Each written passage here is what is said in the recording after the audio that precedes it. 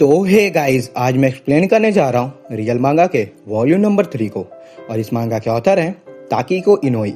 और इस वीडियो पे मैं मांगा का चैप्टर नंबर 13 से 18 तक कवर करने जा रहा हूँ। सो प्लीज, अगर आपको वीडियो अच्छी लगती है तो चैनल को सब्सक्राइब, वीडियो को लाइक और हाइप कर दीजिए, जिससे मुझे वीडियो बनाने में मोटिवेशन मिले और आपको वीडियोस की नोटिफिकेशन। तो चलिए अब चैप्टर शुरू करते हैं। फिर नेक्स्ट चैप्टर में नोमिया रोड साइड पर घूम रहा होता है ऐसा ही, और तभी नोमिया के पास तोगावा आकर हेलो कर यहाँ से जाने लगता है। तो यह देख नोमिया पीछे से आवाज लगाता है और फिर तोगावा नोमिया को भी कार में बैठा लेता है। तो नोमिया तोगावा की नई कार और ड्राइविंग लाइसेंस देखकर थोड़ा जेलस फील करता है। तो नोमिया आगे पूछता है, आज तो तुम्हारा मैच था ना, तो क्या हुआ? तो तोगावा कहता है, हाँ हम वो मैच हार गए। तो यह सुन नोमिया थोड़ा भावुक होने लगता है। तो तोगावा कहता है, हाँ हम वो मैच हारे जरूर थे पर। और तभी तोगावा मैच की फ्लैशबैक सोचने लगता है, जहां दूसरे टीम का नेशनल प्लेयर एक के बाद एक बॉल बास्केट कर रहे होते हैं। और यह देख तोगावा और योनेजावा निराश हो रहे होते हैं, पर तोगावा हार मानने को तैयार नहीं हो रहा होता है। तोगावा अकेले ही बॉल को लेकर आगे बढ़ रहा होता है बास्केट में डालने के लिए, पर अपोनेंट टीम के दो बंदे तोगावा को आगे पीछे से घेर लेते हैं। तो यह देख तोगावा तुरंत बॉल को योनेजावा के पास कर देता है, पर घबराने से योनेजावा बॉल को पकड़ नहीं पाता है और बॉल आगे चली जाती है। और फिर आगे हम देखते हैं कि अपोनेंट टीम के नेशनल प्लेयर एक के बाद एक बॉल बास्केट करने लगते हैं, जिससे ड्रीम टीम्स की पॉइंट्स आगे हो चुकी होती हैं।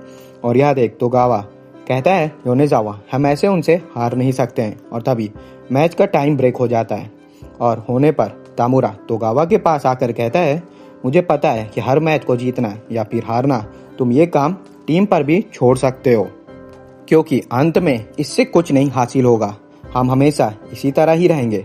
तो तुम समझे यह बात या फिर नहीं, कि हमारी टीम को कोई भी एक्सपेक्ट नहीं करता है कि हम मैच जीते या फिर हारे। हम बस मजे लेकर खेलना चाहिए हमें। और यही शायद अजूमे भी चाहती होगी। और हमें गेम में सीरियस भी नहीं रहना चाहिए।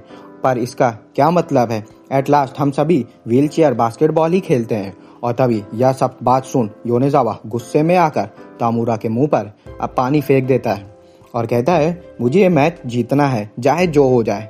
और यह सुन तामुरा चुप हो जाता है और कुछ नहीं कहता है। और तभी पीछे से नेशनल प्लेयर कहते हैं, हे टाइगर्स आओ, हमें मैच फिर से स्टार्ट करना चाहिए। तो यह सुन सभी टाइगर्स एक जोश में बोलते हैं, हमें ये नहीं पता कि हम मैच अंत में क्या होगा, हारेंगे या फिर नहीं, पर हमें ये करना ही होगा, मिलकर एक साथ इनका सामना करना होगा। और यह कहते ही मैच स्टार्ट हो जाती है और तामुरा बस यह सब दूर बैठकर देखता रहता है और निराश होता है। और फिर सीन प्रेजेंट में आता है, जहां तोगावा आगे बताता है, नोमिया हम वो मैच हार गए थे, पर एक स्माइल कर आगे कहता है, उसी के बाद से अब टाइगर्स टीम की नई शुरुआत हो चुकी है। और तोगावा नोमिया से पूछता है, आखिर तुम उदास क्यों हो? और आगे नोमिया कार से उतरकर आगे चलते हुए अकेले ही खुद से कहता है, तोगावा भी आगे बढ़ रहा है, बस मैं ही हूँ पीछे रह गया हूँ। अब मैं और भाग नहीं सकता, मुझे नासुमी से मिलने जाना ही होगा। और आगे नोमिया ट्रेन पकड़कर पहाड़ों को देखते हुए नासुमी से मिलने नगानो आ जाता है। और तभी नगानो में चलते हुए नोमिया की नज़र नासुमी की बहन योको पर पड़ जाती है, जो इसी तरफ आ रही होती है। और नोमिया को देख योको पूछती हैरान हो जाती है और आखिर पूछती है, आखिर तुम यहाँ पर क्या कर रहे हो? और योको को देख नोमिया खुश होता है और आगे चलते हुए नोमिया को योको की बात याद आती है, जब वो उसने कहा था, नोमिया आखिर तुम यहाँ पर आए क्यों हो? मेरी बहन अब तुमसे कभी नहीं मिलना चाहती, अभी बस वो रिहैब करना स्टार्ट करी है और अब वो थोड़ा लोगों से बात करना भी शुरू करी है और अब तो वो स्माइल भी करने लगी है। और तभी यह सब सोचते हुए नोमिया नासुमी के पास आ चुका होता है और दूर से बस उसे छुपकर देख रहा होता है कि नासुमी पेंटिंग कर रही होती है। और नासुमी को अब पेंटिंग करने में बहुत मजा आ रहा होता है और स्माइल भी कर रही होती है।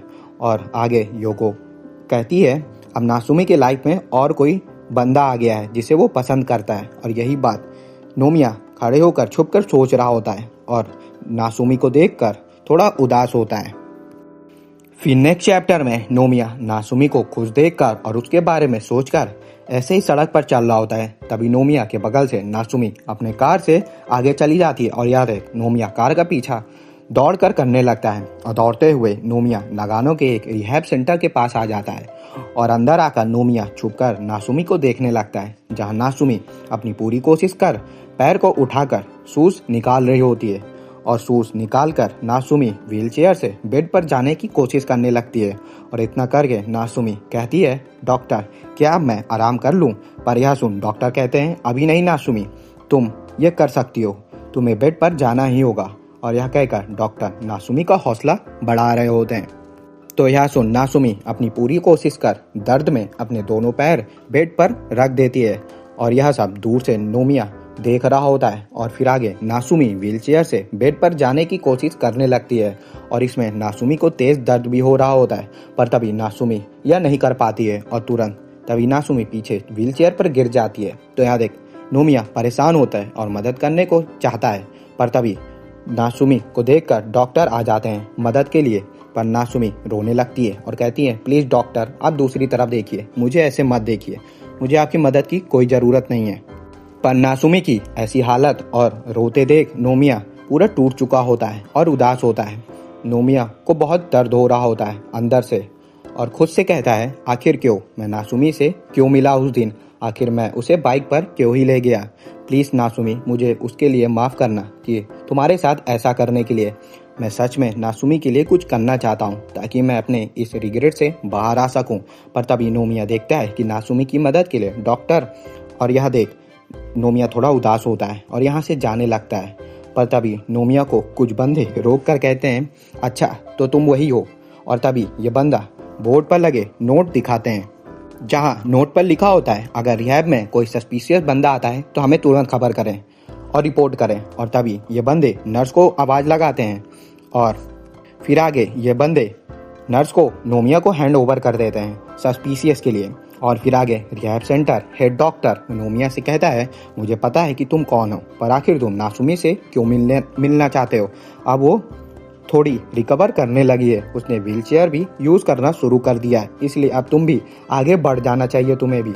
भले ही कोई भी गलती छोटी हो या फिर बड़ी, पर सब को अंत में आगे बढ़ना ही होता है। और मुझे पता है कि तुम्हें भी नासुमे से मिलकर उसकी मदद करना चाहते हो ताकि तुम अपने इस गिल्ट से फ्री हो सको। और यही सब सारी बातें सोचकर नोमिया जा रहा होता है। और ऐसे ही आगे सड़क पर चलते हुए नोमिया जोर से चिल्लाकर कहता है, सही कहा तुमने ओल्ड मैन, तुमने सही कहा था, मैं सही चाहता था। पर तभी नोमिया रोने लगता है और कहता है, बस इस सब से मैं आज़ाद होना चाहता हूँ हमेशा हमेशा के लिए। आखिर तुम ही बताओ ओल्ड मैन, इसमें गलत क्या है। और यह कहकर नोमिया दौड़ने लगता है और कहता है, क्या सच में मैं बहुत बुरा इंसान हूँ, मैं सभी को चोट पहुँचाता रहता हूँ, मैं बहुत बुरा हूँ। और यह कहकर नोमिया रुककर जोर जोर से रोने लगता है और रोते हुए कहता है, मुझे बस एक अच्छा इंसान बनना है, चाहे जो हो जाए, ताकि मैं अपने रास्ते पर चल सकूं, वो भी सच्चाई और ईमानदारी से। और जाते हुए नोमिया कहता है, नासुमी मैं तुमसे मिलने वापस जरूर आऊंगा, तो प्लीज मेरा इंतजार करना। और फिर अगले सीन में हम ताकाहाशी को देखते हैं जो रनिंग कर रहा होता है और नोमिया को रनिंग में पीछे छोड़कर आगे चला गया होता है। और नोमिया से जीत कर ताकाहाशी बहुत खुश होता है। पर तभी ताकाहाशी उठ जाता है और यह सब बस उसका एक सपना होता है। और तो कोबयाशी पूछती है, तो आखिर बताओ नोबू, आखिर तुम किस तरह का सपना देख रहे थे। तो पर तभी यहाँ पर डॉक्टर आ जाते हैं। तो डॉक्टर को देख कोबयाशी डॉक्टर पर ही चिल्लाने लगती हैं कि आप ऐसे ही यहाँ पर नहीं आ सकते हैं। तो डॉक्टर कहते हैं, पर मैं तो ताकाहाशी को ले जाने आया हूँ। और फिर आगे डॉक्टर ताकाहाशी को रिहैब के लिए दूसरे रूम में लाकर स्ट्रेचर पर बांध देते हैं, जिसे देख ताकाहाशी थोड़ा हैरान होता है। तो डॉक्टर धीमे से कहते हैं, नोबू बड़ी जर्नी में जाने के लिए हमें पहले छोटे छोटे स्टेप लेने ही होंगे। और गाइस आपसे मैं भी ताकाहाशी को नोबू ही कहूँगा, तो आप समझ जाइएगा। तो डॉक्टर की बात सुन नोबू परेशान होकर चिल्लाने लगता है और कहता है, बस मुझे पहले जैसा दोबारा बनना है, मुझे फिर से चलना है और दोबारा से भागना है। अगर मैं ऐसे ही बेड पर रहूंगा तो मैं कभी भी ठीक नहीं हो पाऊंगा। तो यह सुन डॉक्टर कहते हैं, नोबू तुम चिल्लाकर दूसरे पेशेंट्स को परेशान कर रहे हो। तो यह सुन नोबू शांत हो जाता है और तभी डॉक्टर स्ट्रेचर का बटन ऑन कर देते हैं, जिससे नोबू का स्ट्रेचर तेजी से खड़ा हो जाता है। और यह देख नोबू बहुत हैरान हो जाता है और तुरंत अपना होश खो देता है। तो यह देख एक पेशेंट कहता है, डॉक्टर आपको रिहैब के फर्स्ट डे में ही स्ट्रेचर को मैक्स नहीं करना था। तो नोबू को देख डॉक्टर कहते हैं, नोबू तुम्हें टफ बनना होगा, अब तुम्हारा बैटल स्टार्ट हो चुका है और तुम्हें बस जीतना ही होगा। और फिर आगे नोबू सपने में देख रहा होता है कि वो एक नंबर 4 की जर्सी में है और बास्केटबॉल लेकर आगे भाग रहा है और NBA का स्टार भी बन गया है। और गाइस मैं बता दूं कि बास्केटबॉल की दुनिया में NBA एक महान स्पोर्ट है जिसमें हर एक बास्केटबॉल प्लेयर खेलने का सपना देखता है नेशनल बास्केटबॉल एसोसिएशन में। फिर नेक्स्ट चैप्टर में हम देखते हैं कि अब नोबू का हर दिन रिहैब चल रहा होता है और नोबू इस सब से बहुत परेशान हो चुका होता है और खुद को संभाल नहीं पा रहा होता है और लेटे हुए खुद से कहता है, जब हम बस ऐसे ही बेड पर लेटे रहते हैं और हम फिर आगे नॉर्मल हाइट से अच्छे से नहीं देख पाते हैं, पर आखिर मैं ही क्यों खड़ा नहीं हो पा रहा हूँ और ना ही मैं अपने लेग्स भी यूज नहीं कर पा रहा हूँ। और जब डॉक्टर ने मुझे कहा था कि अब मैं दोबारा खड़ा नहीं हो पाऊंगा या फिर नहीं चल पाऊंगा, तो अब मुझे वो बात सच लग रहा है, पर नहीं, मुझे नहीं लगता है मैं शायद फिर से दोबारा खड़ा हो सकता हूँ। और यही सब बातें नोबू खुद से कह रहा होता है। पर तभी यहाँ पर नोबू से मिलने उसके सारे बास्केटबॉल के टीम मेंबर्स आ जाते हैं जो नोबू के पास रिटायरमेंट पार्टी के लिए आए होते हैं। और आगे सभी बंदे बस आपस में ही बात कर रहे होते हैं और एक दूसरे के ऊपर ब्लेम कर रहे होते हैं कि तुम्हारे वजह से हम वो आखिरी मैच हार गए थे। और इन्हीं बातों के बीच फोरुतो कहता है ताकाहाशी के ना रहने पर टीम में मैं उसके जगह सही से खेला था, मैंने ही टीम को अकेले पूरा संभाला था। और तभी फोरुतो रुक जाता है क्योंकि नोबू धीमे से कहता है, तुम सभी यहाँ से चले जाओ, तुम लोगों की वजह से यहाँ की हवा टाइट हो रही है और मुझे सांस लेने में दिक्कत हो रही है। तो यह सुन फोरुतो को अच्छा नहीं लगता है और किसी को भी नहीं, और कहता है, सच में नोबू तुम सही बंदे नहीं हो, तुम बहुत गंदी बात करते हो। तो यह सुन नोबू को गुस्सा आ जाता है और जोर जोर से चिल्लाने लगता है, तुम सभी चले जाओ यहाँ से, नहीं तो मैं तुम सभी को मार डालूंगा, तुम सभी मुझे अकेला छोड़ दो। तो यह सुन फोरुतो और सभी यहाँ से जाने लगते हैं और फोरुतो जाते हुए कहता है, ताकाहाशी तुम सच में बहुत बेकार आदमी हो, आज तुमने अपना असली रंग दिखाई दिया। और फिर आगे कोबायाशी आकर कहती है, ताकाहाशी रेडी हो जाओ, आज तुम्हें बात लेना है। और यह सुन नोबू खुश होता है और सोचता है, हॉट बात लेने से शायद मेरा लेग में ब्लड सर्कुलेट फिर से चालू हो जाएगा। और तभी कोबायाशी नोबू को शेव करने लगती है जिससे नोबू शर्माने लगता है। और फिर आगे नोबू को 3 नर्स अच्छे से वॉश करने लगती है और यह देख नोबू को लग रहा होता है कि वह कोई टूना फिश है जिसे ये सभी तीनों मिलकर साफ कर रही हैं।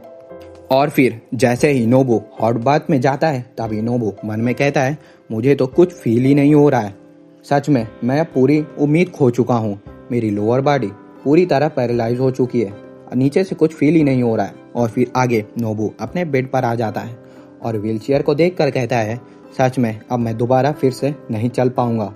और यही सोचते हुए नोबू रोने लगता है, खुद से ही कहता है, आखिर मैं ही क्यों, यह सब मेरे साथ क्यों हुआ। और अब नोबू की उम्मीद पूरी तरह खत्म हो चुकी होती है। और फिर अगले दिन मॉम नोबू से मिलने आती हैं तो इन्हें देख नोबू धीमे से कहता है, मॉम आखिर डैड क्या कर रहे होंगे, मुझे डैड को देखना है, मुझे डैड से मिलना है। फिर नेक्स्ट चैप्टर में नोबू के डैड वाली बात से मॉम गुस्से में बाहर आ जाती हैं और कहती हैं, नोबू डैड से को देखना चाहता है, पर मैं खुद अकेले ही उसको 8 साल से उसका ध्यान रख रही थी, आखिर उसके डैड ने करा ही क्या है उसके लिए, क्या मैं नोबू के लिए इनफ नहीं हूँ। और यही सब बातों को सोचकर मॉम रो रही होती हैं। और फिर आगे नोबू सोते हुए अपने डैड के बारे में सोचता है, जब उसके डैड ने नोबू को बास्केटबॉल दिया होता है उसके बर्थडे प्रेजेंट में, और नोबू अपने डैड के साथ बास्केटबॉल खेलकर बहुत खुश होता है। और यही सब याद नोबू सोचकर सो रहा होता है। और तभी सोते हुए मॉम नोबू के पास आकर कहती हैं, तुमने अभी तक ये बात नहीं करा था, पर अब शायद तुम्हें अपने डैड से जरूर मिलना चाहिए, तुम उन्हें एक बार देख ही सकते हो। और फिर आगे मॉम की फोन रिंग डैड के पास जाने लगती है, दूर बहुत दूर, जहाँ हम एक पुराना सा घर देखते हैं टूटा फूटा। और इसी घर में नोबू के डैड बैठे होते हैं और पोट्री का काम कर रहे होते हैं और फोन का रिंग का जवाब नहीं दे पा रहे होते हैं। तो मॉम फिर से फोन करने लगती हैं और तभी डैड का पॉट का बना लेते हैं और तुरंत फ़ोन उठा लेते हैं और मॉम उन्हें सारी बात बता देते हैं, जिसे सुन डैड थोड़ा हैरान हो जाते हैं। और फिर आगे हम नोबू को देखते हैं जो जाग रहा होता है और केंटा से धीमे से कहता है, आज मेरे डैड आ रहे हैं और मैं डैड से मिलने के लिए बहुत खुश हूँ। पर तभी व्हीलचेयर को देखकर नोबू डर जाता है और कहता है, आखिर डैड मुझे देखकर क्या कहेंगे? क्या उन्हें बुरा लगेगा अपने इस बेटे को ऐसे देखकर, इसकी मेरी हालत देखकर? क्या सच में वो मुझे देखना चाहेंगे या फिर नहीं? और तभी हम डैड को देखते हैं जो नोबू से मिलने हॉस्पिटल में आ चुके होते हैं। और तभी नोबू यह सब बात सोच रहा होता है कि तभी डैड नोबू के पास आ जाते हैं और नोबू को देखकर नोबू के पास बैठ जाते हैं और कहते हैं, सच में तुम बिल्कुल मॉम की तरह ही बहुत हैंडसम हो। और तभी यह सुन नोबू समझ जाता है कि यही आदमी मेरे डैड हैं, पर इन्हें इस तरह देखकर इतना गंदा नोबू को यकीन नहीं हो रहा होता है। पर तभी डैड खड़े होकर कहते हैं, सच में 8 साल बीत गए हैं, तो इसलिए मुझे छोटी बात से टाइम वेस्ट नहीं करना चाहिए। और तभी डैड नोबू के पास आकर अपना हाथ रखकर कहते हैं, नोबू अब मुझे लगता है शायद अब हम दोबारा 1-on-1 कभी नहीं खेल पाएंगे एक साथ। और यह सुन तभी नोबू पूरी तरह टूट जाता है और जोर जोर से रोने लगता है। और इसके आगे डैड कुछ नहीं कहते हैं, पर नोबू समझ जाता है और जोर जोर से बस रो ही रहा होता है। और फिर आगे कोबयाशी नोबू को व्हीलचेयर पर लेकर ऐसे घुमाने लगती हैं। पर तभी कोबयाशी को किसी का कॉल आ जाता है और काम से नोबू को छोड़कर यहाँ से चली जाती है। और जब दोबारा आती है तो देखती है कि नोबू अपनी जगह से गायब होता है। और यह देख कोबयाशी दूसरे नर्स से पूछने लगती है, पर तभी कोबयाशी को कुछ गिरने की आवाज़ आती है। और तभी हम नोबू को देखते हैं जो खिड़की तोड़कर बाहर गिरा होता है और अपने पैर को देखकर कहता है, अच्छा तो ये यहाँ से अभी भी खून निकल सकता है। और यह देख तभी नोबू एक ग्लास का पीस ले लेता है अपने हाथ में और अपने पैर पर जोर जोर से मारने लगता है और कहता है, आखिर ये मूव क्यों नहीं कर रहा है। और तभी दूसरी तरफ हम डैड को देखते हैं जो नोबू के बर्थडे बास्केटबॉल को देखकर रोने लगते हैं और समझ चुके होते हैं कि उनका बेटा अब दोबारा कभी नहीं उनके साथ खेल पाएगा और ना ही चल पाएगा। और यही बात सोचकर नोबू के डैड पूरी तरह टूट चुके होते हैं और अकेले ही रो रहे होते हैं। फिर नेक्स्ट चैप्टर में मॉम रोते हुए डैड के पास कॉल कर कहती हैं, तुम दोबारा मेरे बेटे से मत मिलने आना, तुम्हारे जाने के बाद ही ऐसा हुआ, उसके साथ यह सब, उसने खुद को चोट पहुंचाई है। और फिर मॉम सारी बात बताती हैं तो यह सुन डैड शॉक होते हैं।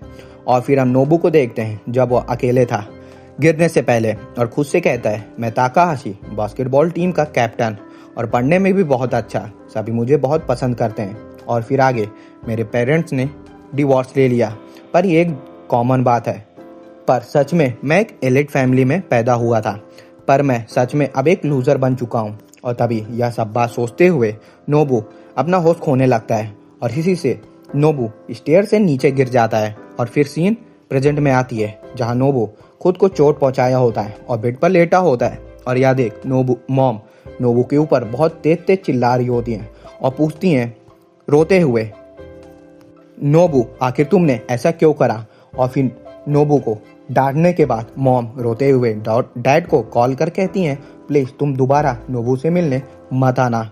और यह सुन सच में नोबू के डैड पूरी तरह टूट चुके होते हैं।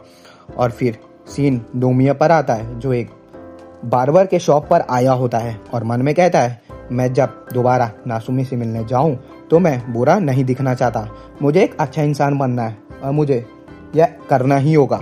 और हम देखते हैं कि नोमिया अच्छा इंसान बनने के लिए एक रोड मैप नोट बनाया होता है। और तभी नोमिया बार्बर को इशारा करता है बाल काटने के लिए और फिर आगे बार्बर ने नोमिया के सर को पूरी तरह साफ कर दिया होता है। और यह देख नोमिया बहुत खुश होता है, उसे लगता है ये कोई जेसन का स्टाइल है। और फिर आगे नोमिया चलते हुए अपने नेक्स्ट स्टेप को देखता है जहां उसे ताकाहाशी से माफ़ी बोलना होता है, पर यह करने में नोमिया थोड़ा रुकता है, पर नासुमी को याद कर आखिरकार ताकाहाशी से माफ़ी मांगने को मान ही जाता है। और फिर आगे हम नोबू को देखते हैं जो बेड पर लेटा होता है और गाने सुन रहा होता है। और तभी यहाँ पर अचानक से नोमिया की एंट्री हो जाती है। और आते ही नोबू से उसे हमेशा परेशान करने के लिए माफ़ी मांगता है। और नोमिया को यहाँ ऐसे हेयर स्टाइल में देख नोबू को बहुत बुरा शॉक मिलता है और तभी नोमिया उठकर यहाँ से जाने लगता है। पर तभी उसके बैग से एक बास्केटबॉल निकल जाती है और यह बास्केटबॉल लेकर नोमिया कहता है, मैं तुम्हारी टीम का बंदों का मैच देखने गया था। और तभी यह बॉल नोमिया नोबू को पास करता है और आके कहता है, सच में वे लोग, मुझे यकीन नहीं हो रहा है कि वे लोग इतना गेम खराब खेले थे, बिल्कुल बेकार। तो यह सुन नोबू कहता है, हाँ मुझे पता है वो बेकार हैं। तो नोमिया आगे कहता है, अगर मैं वहाँ पर होता तो कुछ अलग ही बात होती। तो यह सुन नोबू भी मैच के पल में चला जाता है जहाँ नोमिया नोबू दोनों एक साथ बॉल को लेकर आगे बढ़ रहे होते हैं पॉइंट करने के लिए। और तभी नोमिया बॉल को लेकर आगे बढ़ने लगता है और तभी नोमिया बॉल को नोबू को पास करता है और बॉल पाते ही नोबू बॉल बास्केट में डाल देता है। और यही मैच के पल दोनों नोमिया नोबू सोच रहे होते हैं। और तो नोमिया कहता है, हम जरूर 2 या फिर 3 पॉइंट तो कर ही देते उस मैच में। तो यह सुन नोबू हाँ करता है और तभी नोबू रोने लगता है और अचानक से नोबू बॉल को दूसरी तरफ फेंक देता है और कहता है, नोमिया जाओ घर जाओ, आखिर तुम यहाँ पर कर क्या रहे हो, मुझे तुम्हें नहीं देखना। तो नोमिया कहता है, आखिर तुम्हें हो क्या गया है, तुम कहना क्या चाहते हो, इसका मतलब क्या है। तो नोबू कहता है, तुम जानते हो पहले से ही कि तुम्हारा ये फेस मुझे बिल्कुल पसंद नहीं है, ये बिल्कुल गंदा है, तुम कुछ नहीं हो, तुम बस इस धरती के बहुत बड़े बोझ हो, तुम हमेशा से ही ऐसे ही हो, तुम हमेशा मुझे नीचा दिखाने के लिए मेरी तरफ देखते हो, तुम बहुत पत्थर दिल हो। तो यह सुन नोमिया गुस्से में नोबू को पकड़कर उठा देता है और कहता है, तुम चुप रहो और उठ जाओ। पर जैसे ही नोमिया नोबू को छोड़ता है तभी नोबू बेड पर नीचे गिर जाता है और यह देखकर नोमिया थोड़ा हैरान होता है। तो नोबू कहता है, नोमिया तुम मुझे खड़े होने के कह रहे हो, पर यह बहुत बड़ी बात है और ऐसा कभी नहीं हो सकता है। फिर नेक्स्ट चैप्टर में नोबू कहता है, मुझे पता है नोमिया, तुम यहाँ पर मेरे ऊपर बस हंसने ही आए हो, क्योंकि अब मैं बिल्कुल चल नहीं सकता हूँ, बिल्कुल अब मैं बेकार हो चुका हूँ। तो यहाँ सुन नोमिया को गुस्सा आता है, पर गुस्से को कंट्रोल कर नोमिया अच्छा इंसान बनने के बारे में सोचता है और नोबू को उठाकर पीछे लेटाता है। और यह देख नोबू तुरंत नोमिया के हाथ को झटक कर कहता है, मुझे पता है कि तुम बस अच्छा बनने का नाटक कर रहे हो, तुम्हें बस अच्छा बनना है और मेरे सामने बुरा नहीं दिखना है। पर नोबू की इतनी बकवास बातें देर से सुन अब नोमिया को गुस्सा आ जाता है और नोबू का मुंह पकड़ लेता है और कहता है, अब तुम्हें चुप हो जाना चाहिए, क्योंकि अब मैं तुम्हें और भी तेज मार सकता हूँ, तो इसलिए अब तुम अपना मुंह बंद रखो। पर तभी यहाँ पर कोबेयाशी आ जाती है और यह देख नोमिया के ऊपर चिल्लाने लगती है, आखिर तुम यहाँ क्या कर रहे हो, तुम नोबू से दूर हो जाओ। तो यह सुन नोमिया नोबू से दूर होता है। तो नोबू कहता है, अब मैं दोबारा नहीं चल सकता, मैं अब कुछ नहीं कर सकता हूँ। और नोमिया तुम यह सब बात नहीं समझ सकते हो, क्योंकि तुम एक लूजर हो। तो यह सुन कोबेयाशी रोते हुए नोबू के ही गाल पर एक जोरदार स्लैप करती हैं और कहती हैं, नोबू तुम्हें ऐसा नहीं कहना चाहिए। और तभी नोमिया नासुमी के बारे में सोचने लगता है कि कैसे उसे भी प्रॉब्लम हो रही होती है नोमिया की वजह से व्हीलचेयर पर। तो कोबेयाशी आगे कहती हैं, नोबू तुम बास्केटबॉल टीम के कैप्टन हो, तो तुम्हें खुद को अपने ऊपर एफर्ट डालना चाहिए, तुम्हें कोशिश करनी चाहिए आगे बढ़ने की। तो नोमिया नासुमी की स्ट्रगल को याद कर सोचते हुए कहता है, नहीं नोबू तुम यह बिल्कुल नहीं कर सकते हो, तुम जानते हो ना तुम एक जीनियस हो, पर तुम कुछ नहीं कर सकते हो, तुम एक बेकार इंसान हो जो दूसरे को हमेशा परेशान करते हो, तो तुम अब आखिर कर ही कह सकते हो। और नासुमी के बारे में सोचते हुए नोमिया आगे कहता है, ताकाहाशी अब तुम कुछ नहीं कर सकते हो, तुम कुछ नहीं हो। तो यह सुन नोबू बहुत चुप हो जाता है और हैरान भी। और फिर आगे नोमिया बाहर आ जाता है हॉस्पिटल के और नोबू से सॉरी नहीं बोल पाया होता है और उसका यह टास्क नहीं कंप्लीट हो चुका होता है। और फिर आगे नोबू लेटा होता है और नोमिया की बातों को ही सोच रहा होता है। तभी यहाँ पर वही लड़की आ जाती है और नोबू को बर्थडे विश करती है। और यह सुन नोबू को समझ नहीं पा रहा होता है, तो लड़की आगे नोबू से बर्थडे प्रेजेंट देती है और तभी नोबू के पास आकर उसके साथ एक सेल्फी लेती है। और तभी नोबू को याद आता है कि आज 18 जुलाई को आज उसका बर्थडे होता है और ये लड़की नोबू के पास आकर एक फोटो लेकर यहाँ से चली जाती है और फिर आगे कोबायाशी नोबू को लेकर रिहैब रूम में आ जाती है। तो नोबू को देख डॉक्टर बहुत खुश होते हैं और नोबू के पास आ जाते हैं और तभी जो आदमी डॉक्टर के पास बैठा होता है वो नोबू को ध्यान से देख रहा होता है और तभी ये आदमी नोबू को पहचान लेता है और इन्हें देख नोबू भी समझ जाता है ये तो वही कोच हैं जो नोबू के बहुत पुराने बास्केटबॉल कोच हुआ करते थे और नोबू को बास्केटबॉल सिखाते थे। और फिर सीन थोड़ा पास्ट में आता है जहाँ छोटा नोबू कोच से कहता है प्लीज मुझे आपसे 1-on-1 खेलना है, पर कोच मना कर देते हैं और कहते हैं तुम्हें पहले अपने डैड को हराना होगा तब मैं तुमसे 1-on-1 खेलूंगा। तो यह सुन नोबू थोड़ा निराश होता है और कोच से रिक्वेस्ट करने लगता है बार बार। तो कोच पूछते हैं क्या हुआ नोबू, मुझे सच सच बताओ। तो नोबू रोने लगता है जोर जोर से और कहता है मेरे डैड अब मुझे हमेशा हमेशा छोड़कर चले गए हैं। और फिर प्रेजेंट में डॉक्टर कोच से कहते हैं नोबू को स्पाइनल कॉर्ड इंजरी हुआ है। तो यह सुन कोच नोबू से कहते हैं सच में तुम्हारे लिए यह बहुत मुश्किल समय होगा है ना। और यही बात कोच पहले भी छोटे नोबू से कहते हैं सच में नोबू डैड के जाने के बाद तुम्हारे लिए ये समय बहुत मुश्किल होगा, पर आखिर यह सब तुम्हारे साथ ही क्यों हुआ, आखिर क्यों। और मुझे याद है आखिर जब मैजिक जॉनसन को HIV हो गया था तब मुझे कुछ समझ आया था कि ये गॉड, ये बुद्धा या फिर जो ये कोई ऊपर से मैजिक करते हैं और तुम जैसे लोगों को बस ऊपर से देखते हैं। और गॉड ने तुम्हें इसलिए चुना है क्योंकि उन्हें पता है कि तुम किसी भी प्रॉब्लम से बाहर निकल सकते हो और आगे बढ़ सकते हो। और यही बात मैं तुम्हें बताना चाहता था नोबू। और यही बात पहले ही सेम कोच आज भी प्रेजेंट में नोबू से कहते हैं। और यह सब सुन नोबू रोने लगता है और कहता है सच में कोच आप बिल्कुल नहीं बदले हैं, पहले भी आपने यही बात मुझसे कहा था और आज भी। तो यह सुन कोच भी थोड़ा हंसने लगते हैं और कहते हैं हाँ मुझे माफ़ कर दो। तो नोबू आगे कहता है कोच आज मेरा बर्थडे है। तो यह सुन कोच स्माइल करते हुए नोबू को बर्थडे विश करते हैं और हैंडशेक करते हुए आगे रूम में भी नोबू आता है जहाँ बर्थडे केक लेकर उसकी मॉम आई होती हैं और सभी मिलकर फिर नोबू का बर्थडे सेलिब्रेट करते हैं। और फिर आगे नोबू आराम से अपने बेड पर सो रहा होता है और अब नोबू 18 का हो चुका होता है। तो गाइज यहीं पर रियल मांगा का चैप्टर नंबर 18 खत्म होता है और आगे के चैप्टर मैं जल्दी लाऊंगा। और हाँ गाइज इस वीडियो पर मैं 100 लाइक्स और 50 कमेंट का टारगेट रखता हूँ। और अगर आप लोगों को वीडियो अच्छी लगी है तो चैनल को सब्सक्राइब कर वीडियो को लाइक और शेयर कर दीजिए। तो मिलते हैं नेक्स्ट वीडियो में, तब तक के लिए सायोनारा।